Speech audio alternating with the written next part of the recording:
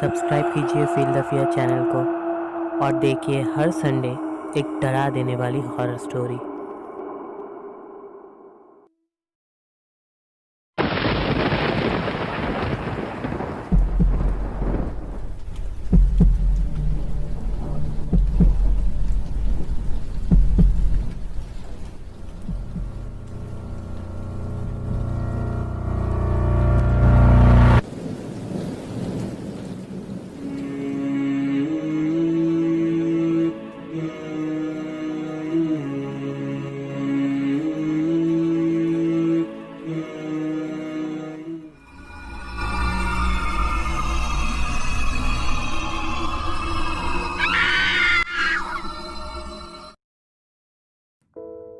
आज की ये स्टोरी है जैक और सैम की। कहने को तो ये दोनों एक दोस्त थे, लेकिन इनका रिश्ता भाइयों से भी गहरा था। दोनों ने एक ही कॉलेज से अपनी ग्रेजुएशन कंप्लीट किया था।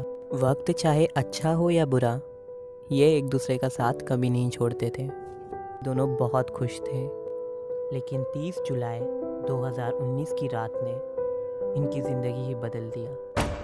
उस रात जैक अपने घर में अकेला था।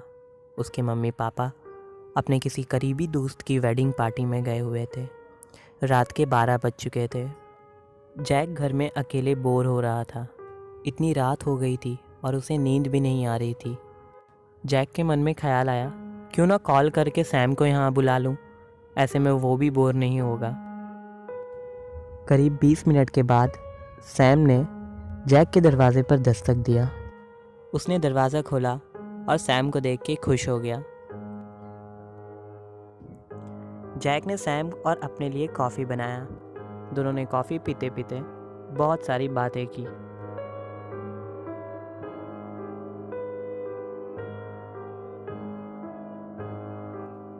पूरे घर में सिर्फ उन दोनों की ही बातें करने की आवाज़ें आ रही थी।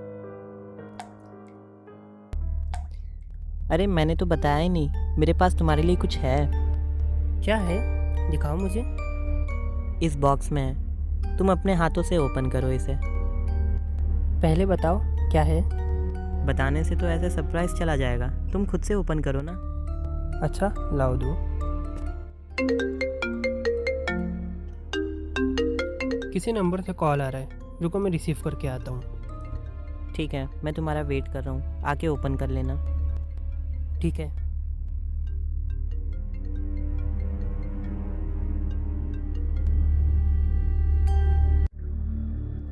हेलो जी, मिस्टर जैक बात कर रहे हैं। यहाँ पे मिस्टर सैम की लाश मिली है, उनका एक एक्सीडेंट हो गया है। आप यहाँ पे जल्दी से पहुँचिए। हेलो, क्या आप मुझे सुन पा रहे हैं? Hello hello. जैक एकदम से शॉक हो गया कि अगर सैम का एक्सीडेंट हुआ है तो यहाँ कमरे में उसके साथ कौन है।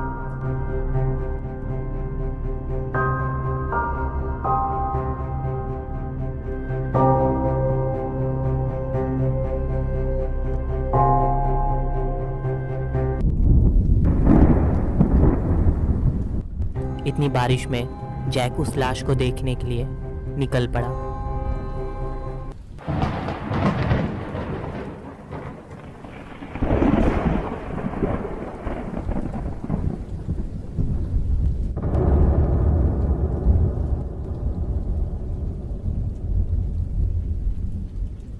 क्या आप ही हैं मिस्टर जैक? हाँ मैं ही हूँ। क्या मैं लाश को देख सकता हूँ? हाँ, इसलिए आपको बुलाया है। आप मेरे साथ आइए।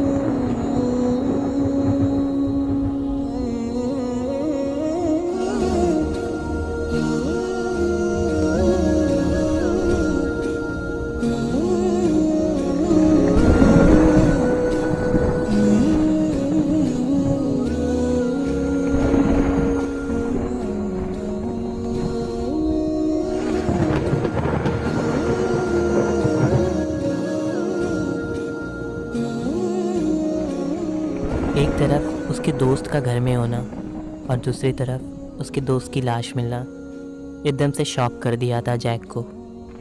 जैक कुछ समझ नहीं पा रहा था। करीब आधे घंटे तक लाश के पास रोने के बाद पुलिस ने उसे उसके घर पे ड्रॉप किया।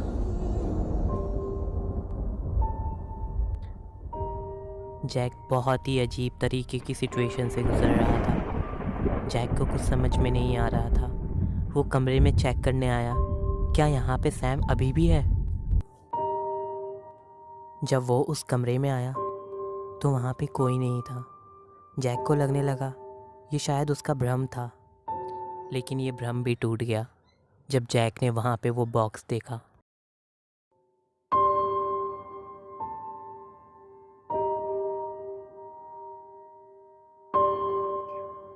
बॉक्स के साथ एक लेटर भी था और उस लेटर को जैक ने उठाकर पढ़ना शुरू किया।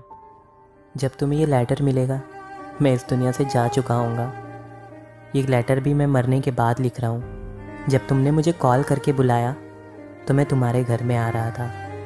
रास्ते में मुझे याद आया कि आज तो फ्रेंडशिप डे है, इसलिए मैंने तुम्हारे लिए एक गिफ्ट खरीदा। लेकिन अचानक ही बारिश शुरू हो गई और मैं बारिश से बचने के लिए जल्दी जल्दी भागने लगा रोड पर, और अचानक तू ही मेरा एक दोस्त था, इसलिए फ्रेंडशिप डे का गिफ्ट मैं मरने के बाद तुझे देने आया था।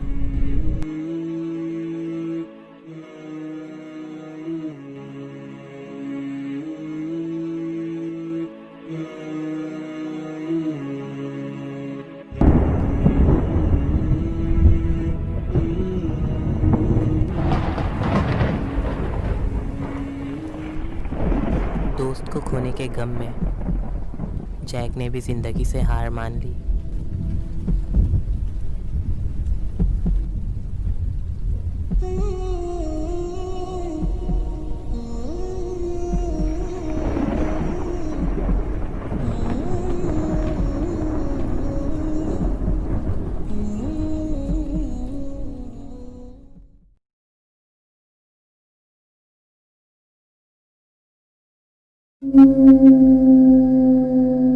ये कहानी है उस ट्रेन की जो ऑस्टिन से सवाना जाती है।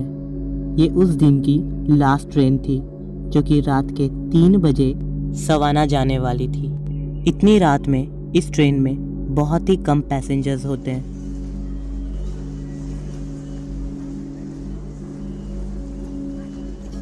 सभी पैसेंजर्स ट्रेन में बैठ चुके थे।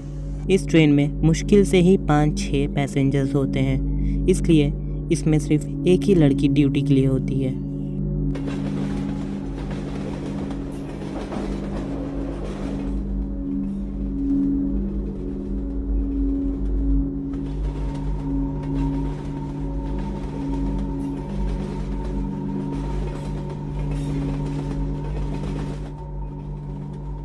थैंक गॉड मैं लेट नहीं हुआ। हाँ, तुम सही टाइम पे आए हो।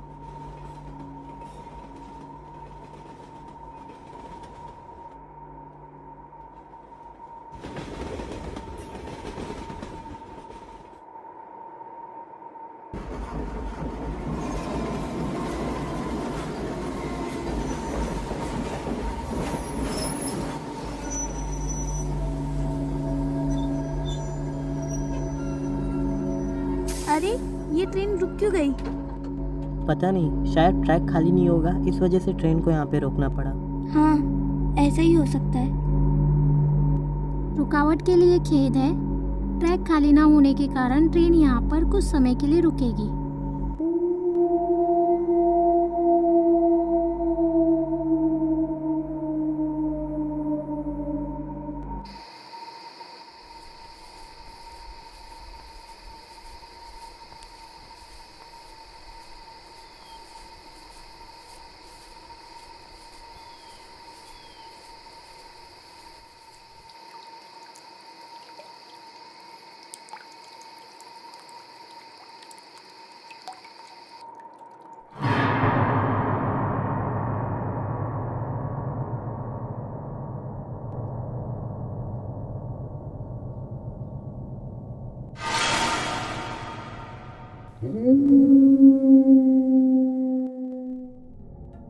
जी सर, आपने मुझे बुलाया?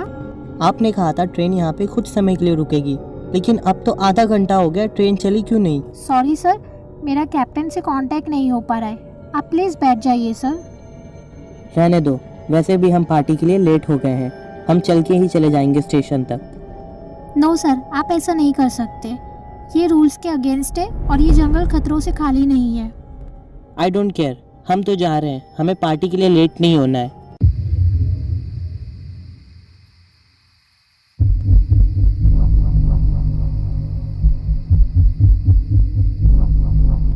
रुकिए सर, ट्रेन में वापस चलिए, ये रूल्स के खिलाफ है।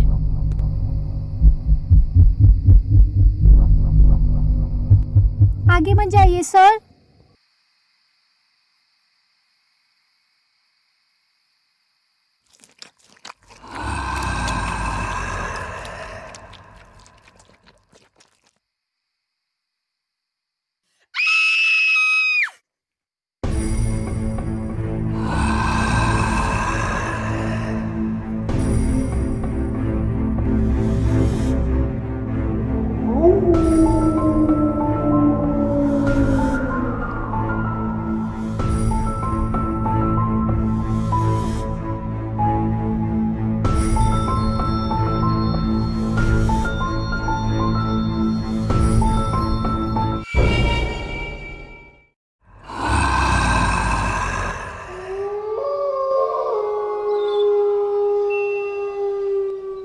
आप मुझे बता सकती हैं यहाँ पे क्या हो रहा है? ट्रेन क्यों नहीं चल रही है?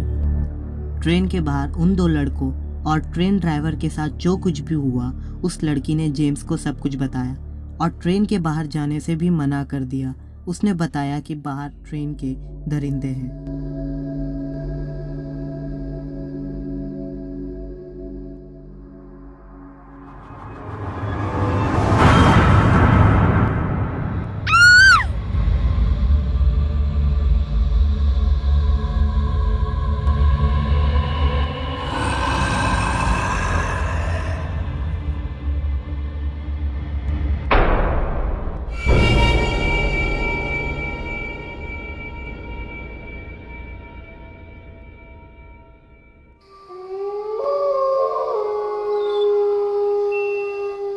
इस जंगल से हम कैसे निकलेंगे?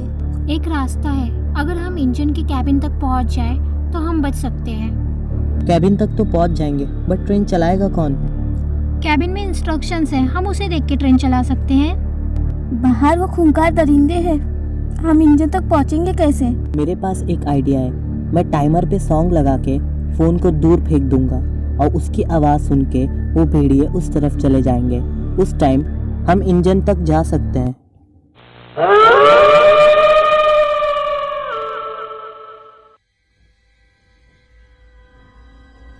ध्यान से।